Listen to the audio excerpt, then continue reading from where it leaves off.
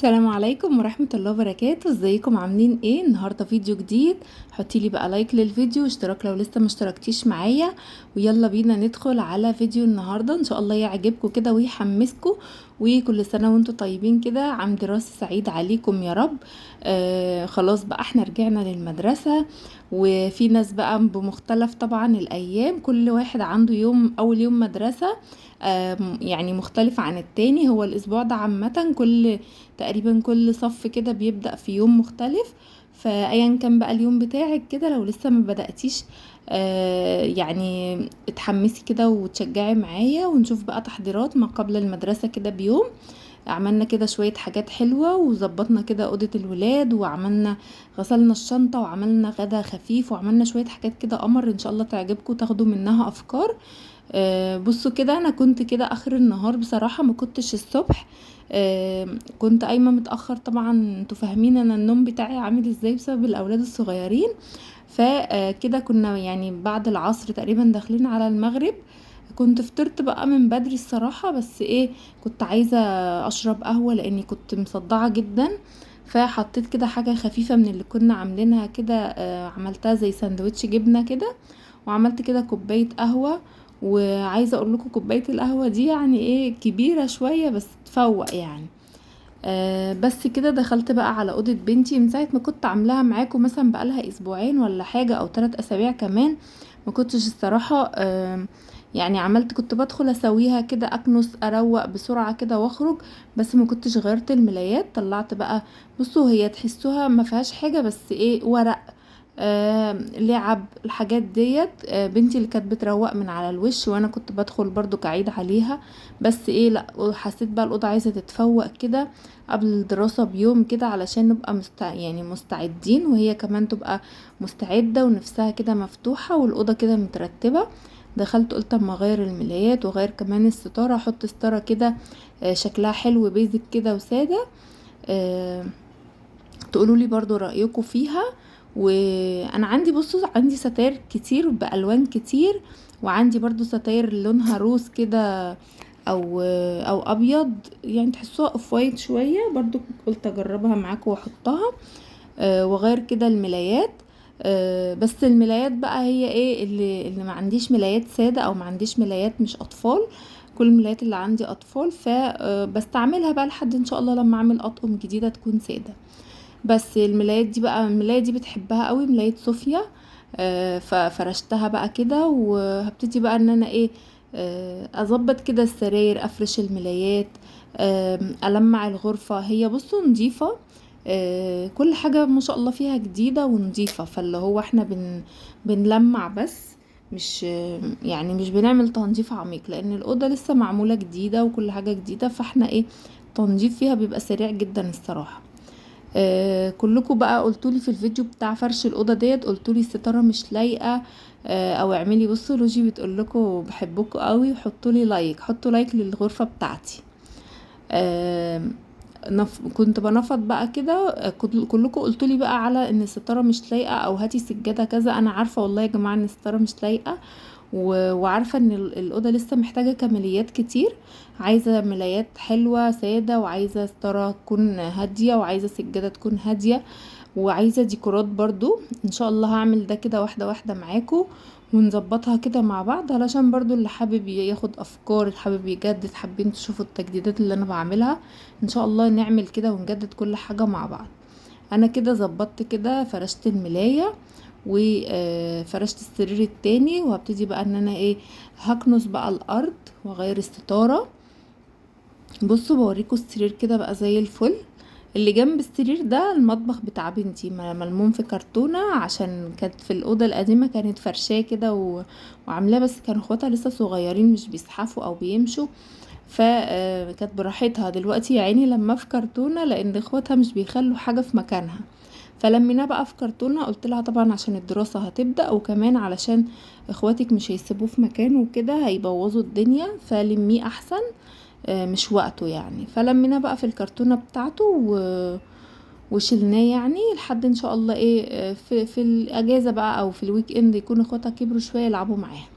شلت بقى الستاره ديت وحطيت الستاره اللي بقول لكم عليها، اللي هي تحسوها اوف وايت او سكري كده، شكلها جميل قوي. الستير دي انا متجوزه بيها يعني، كانت اغلى حاجه في وقتها واحلى حاجه، والصراحه مكمله وعايشه معايا وتحفه جدا وبتليق على اي حاجه في الشقه. بس كده شلت السجادة، كانت عايزة تتنفض تنفيضة كده سريعة، وقلت اما اكنس بقى الأوضة. ما شاء الله والله يعني الحمد لله اللهم بارك زي الفل، ما فيهاش اي حاجة، ما طلعتش حتى ترابة.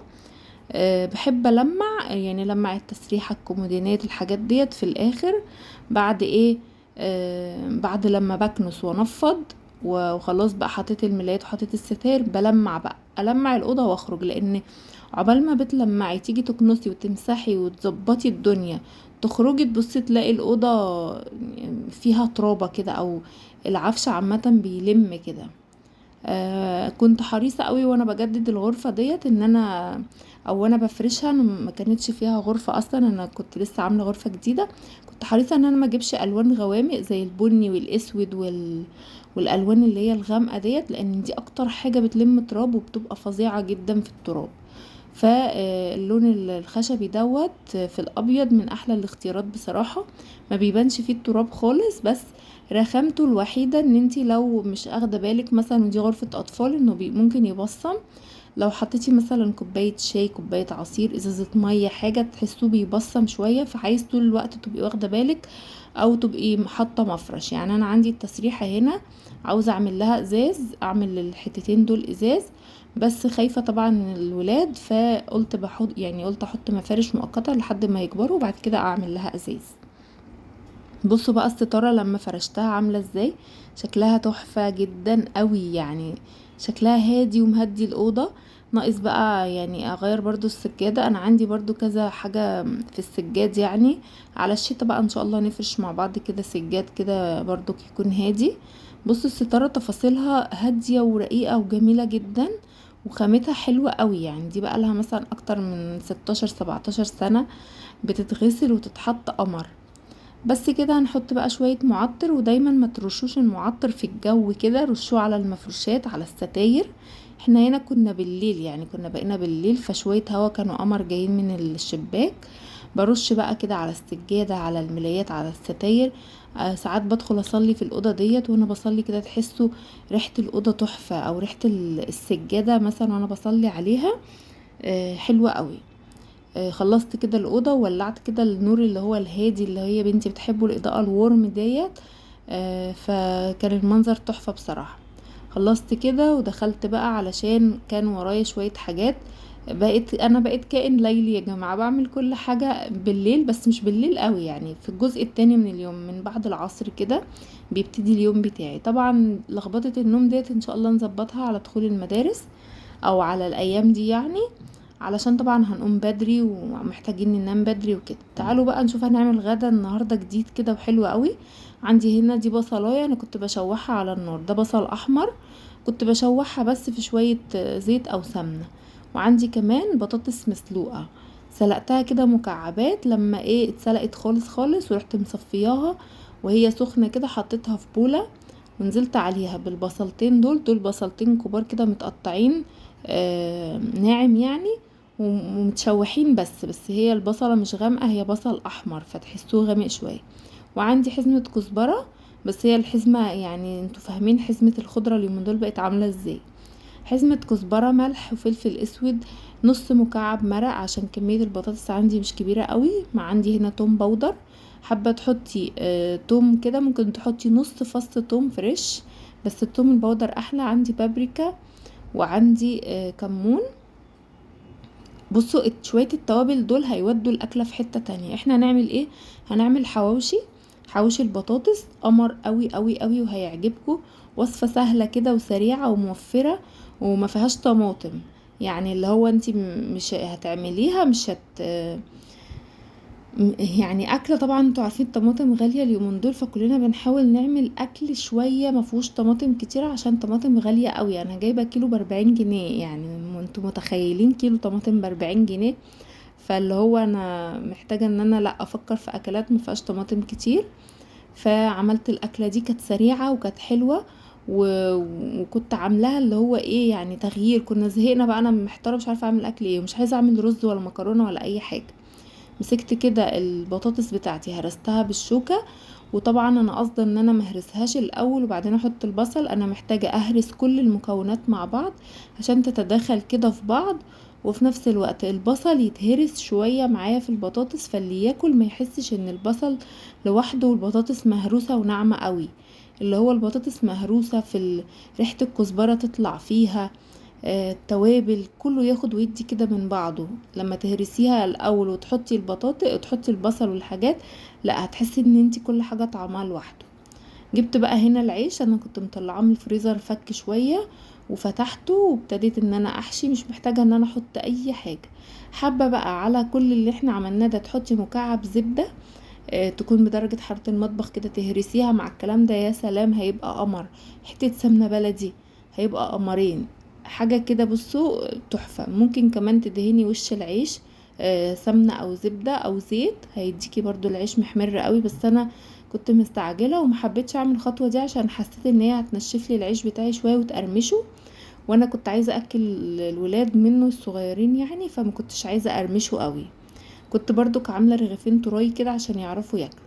دخلته بقى على الفرن على طول، يا دوبك بصوا اخد تشميعة اللي هو يعني الحمو بتاع الفرن بقى، وكان تحفة قوي وجميل وموفر ومفهوش اي يعني اي حاجة اللي هو تخليكي تحسي ان انتي لا تعبتي يعني. بطاطس هتتسلق، بصلاية تتشوح، في ناس بقى ممكن تحط ايه قرن فلفل كده يتقطع في البطاطس، حابة تحطي مكعبات فلفل الوان بس يكون ناعم قوي قوي متقطع ناعم، حابة تحطي شطة، اللي يعجبك. انا عملتلك الطريقة الاسهل والاسلم عشان لو اطفال هياكلوا منه. انتي عايزة تحطي اي اضافات شغال. انا حط فيه رغيف، انا حطيت فيه شوية ميكس جبن كده موتزاريلا على رومي على شيدر فوق البطاطس، كان تحفة. بس ده كمرته على جنب يعني كده ما حدش شافه، دوقته كده، دوقته لهم كده في الاخر وبس كده. وطلعته بقى من الفرن وحطيت كده، وعملت بقى طبق سلطة كده صغير جنبيه. ممكن تعملي طحينة، ممكن بقى لو انت حابة تكبري الموضوع تعملي شوية مكرونة محمرة، هيبقى برضو قمر قوي. بس احنا طبعا كنا ايه، كنت اليوم ده بعمل بليلة وكده، فقلنا هناكل بقى بليلة كده في السهرة باللبن، فكانت وجبة سريعة كده وخفيفة وكانت حلوة قوي. بعد بقى ما اتعشيت كنت ناقعه بقى الكاوتشات بتاعت بنتي كلها والشنطه برضو بتاعت المدرسه، هنغسلهم بقى كده مع بعض. في ناس بتحب تحط الكاوتشات دي في الغساله، ناس كتير، بس بصراحه انا مش منهم يعني، مش بحب. غسالتي ما شاء الله كبيره 13 كيلو، مش هشغل غساله كبيره واملاها ميه علشان كاوتشين. فالموضوع لا يعني حسيته هيبقى صعب، فشغلت كده حطيتهم كده في الطبق، ما اخدوش معايا اي حاجة. هدعكهم بقى كده بالشكل ده و هصفيهم. يعني انا حاطه ايه في الميه، مش حاطه اي حاجه غير شويه اوكسي بس، هما نضاف يعني، ما مش اللي هو متسخين قوي قوي. ما فكتش الرباط ليه، علشان ادعكه كده بالفرشه مع الكاوتشات. لما بفكه لوحده واجي ادعكه كده بحس ان انا مش عارفه اتحكم فيه، وهو الرباط برضك ما كانش متوسخ قوي. فدعكته كده، بحطه كده قدام زي ما انتوا شايفين وبدعكه بيبقى زي الفل. هو الرباط ده لونه كشمير كده غامق، فهو مش متوسخ يعني. غسلت كمان الكوتش الابيض دوت وبس كده. يعني مفيش اي حاجة بقى اللي هو تاني تتعمل يعني. فغسلت بقى كده الكاوتشات، وهبتدي ان انا انقع كده الشنطة برضو من بعضهم كده. وخلاص هغسلها برضو علشان ايه، كنت يعني انا كنت راكناهم هغسلهم كل يوم ابصلهم وايه واللي هو عايزه اغسلهم مفيش وقت مفيش فرصه، فرحت اخداهم كده ورا بعضهم. كمان غسلت لها السليبرات بتاعتها، فيهم واحد صغر كده خلاص هيتشال والتاني كده بتلبسه في البيت. وكنت جايبه لها بقى انا واحد جديد كده واحنا رايحين المصيف، هبقى اوريهولكوا حلو قوي وامور جدا. بس كده انا غسلت بقى هنا نقعت الشنطة علشان ايه اغسلها برضو. دي كانت تحضيراتي بقى قبل الدراسة بيوم كده، علشان ايه مش بيوم، يعني ده مثلا احنا هندخل يوم الاثنين، انا الروتين ده كنت عاملاه يوم السبت اللي هو ينزل لكم النهارده الحد. علشان ايه ينزل لكم يعني، لكن قبل الدراسة بيوم ان شاء الله برضو الروتين ده هنزله لكم ان شاء الله. بنحضر حاجتنا بقى وبنعمل ايه وبنكوي اللبس والكلام دوت. تجهيزات بقى المدرسة والسبلايز والكلام ده لسه احنا ما جبناش سبلايز خالص، لسه ما حدش طلب مننا حاجة، لما بيدخلوا بيطلبوا. هجهز بقى معاكم كده اللانش بوكس بتاع اول يوم، ونظبط كده مع بعض كل الحاجات اللي هي ليلة الدراسة او ليلة المدرسة ان شاء الله. عشان ناخد برضو من بعض افكار ونتشجع كده. ده كان الروتين بتاعي النهاردة، اتمنى يكون عجبكم كده وتشجعتوا منه وخدتوا كده افكار وحتى لو بسيطة، وشجعوا ولادكم كده ودخلوهم كده على المدرسة بنفس كده حلوة وكلام التشجيع ده بيفرق جدا جدا مع الاطفال. اشوفكم ان شاء الله في فيديو جديد، وكل سنة وانتم طيبين، مع السلامة.